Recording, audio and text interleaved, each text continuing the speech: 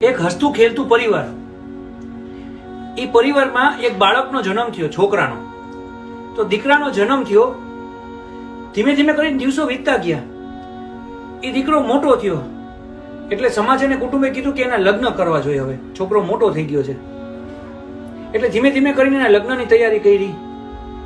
પછી એની શ્રીફળ વિધિ થઈ, પછી જાન લેવા ગઈ, પછી એ છોકરાના લગ્ન થઈ ગયા. હસતું ખેલતું પરિવાર હતું ને લગ્ન કરીને ખબર ક્યાં હું થઈ જાય કે ખબર પડે. લગ્ન કરવાની ક્યાં જરૂર? તો એ છોકરાનું હું થતું હોય છે, બોલી આવતો હોય છે કે નહીં?